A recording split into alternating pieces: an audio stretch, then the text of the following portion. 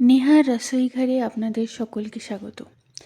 সানডের দিন হোক আর মাটন হবে না ঘরে, এটা একটু অসম্ভব, তাই না? ছোটোবেলা থেকে এক্সপেকটেশন কি সানডে মানেই ঘরে মাটন আসবে, না আসলে একটুখানি মুখটা হপ হয়ে যেত যদিও বা। যাই হোক, অনেকেই আছেন যারা মাটন বিভিন্নভাবে বানানোর চেষ্টা করেন, কিন্তু সেভাবে টেস্ট হয়ে ওঠে না। আমি গ্যারান্টি দিতে পারি যে এই রান্নাটা আমি যেভাবে করেছি আপনি সেভাবে পুরো ট্রাই করুন।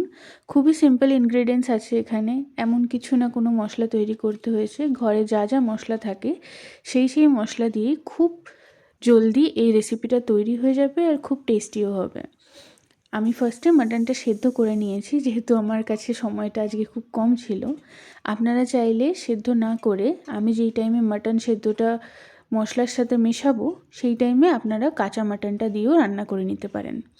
যদিও বা আমার বাড়িতে মাটন সেদ্ধ করে রান্না সবাই অতটা পছন্দ করে না, আমিও করি না, বাট যাই হোক সময়টা কম থাকায় এভাবে রান্না করেছি। কিছুই না, দেখুন মাটনটা আমি সেদ্ধ করে নিয়েছিলাম নুন, হলুদ, তেজপাতা আর একটু সর্ষের তেল দিয়ে। মাটন সেদ্ধ হয়ে যাওয়ার সময় আমি সেই সময়টাতে 2টো টমেটো পেস্ট করে নিয়েছিলাম, 2টো পেঁয়াজ আমি পেস্ট করে নিয়েছি, একটা পেঁয়াজ আমি কুচি করে নিয়েছি, আর আদা রসুন বাটা কিছুটা পেস্ট করে নিয়েছিলাম।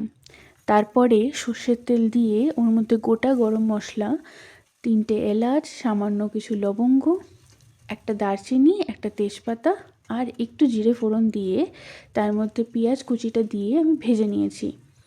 পেঁয়াজ কুচিটা ভাজা হয়ে গেলে আমি পেঁয়াজের পেস্টটা দিয়েছি। সেটাও যখন ভাজা হয়ে যাবে, হালকা ব্রাউন শেড চলে আসবে, তখন আমি টমেটোটা দিয়ে দিয়েছি। আমি জানি টমেটো অনেকে মশলার সাথে পরে মেশান, অনেকে আদা রসুন বাটা দেওয়ার পরে মেশান, বাট টমেটো এই টাইমে দিয়ে দিলে টমেটোর যে কাঁচা গন্ধটা থাকে সেটা রান্নায় একদমই থাকে না। তো এই টাইমে আমি টমেটোটা দিয়ে ভালো মতো ভেজে নিয়ে তারপরে আদা রসুন বাটাটা আমি দিয়েছিলাম, 3 চামচের মতো ব্যবহার করেছি।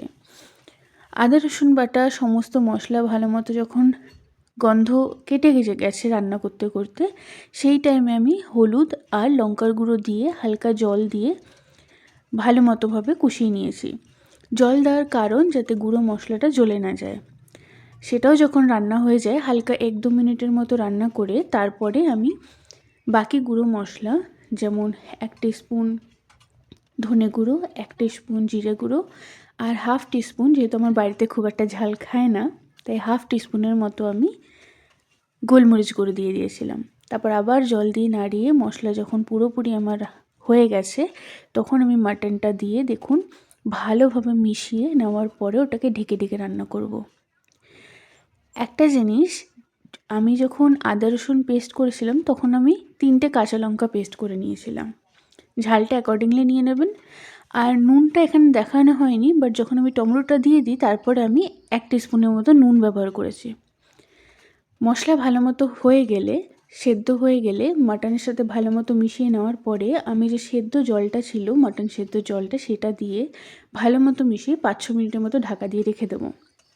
জলটা যখন হালকা টেনে টেনে আসবে তখন আপনার কতটা গ্রেভি রাখতে চান সেই অ্যাকর্ডিংলি গরম জল দিয়ে আস্তে আস্তে করে রান্না করবেন। কিছুই না, আপনি জল দেবেন, ঢাকবেন, যখন দেখবেন মাটন সেদ্ধ হয়ে এসছে বা যেরকম ঝোল রাখবেন সেই অনুযায়ী আপনি রান্নাটা বন্ধ করে দেবেন।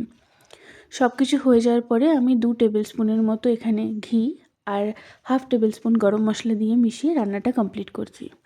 রান্নাটা ভালো লাগলে চ্যানেলটা সাবস্ক্রাইব করে দেবেন। দেখা হচ্ছে নেক্সট ভিডিওতে।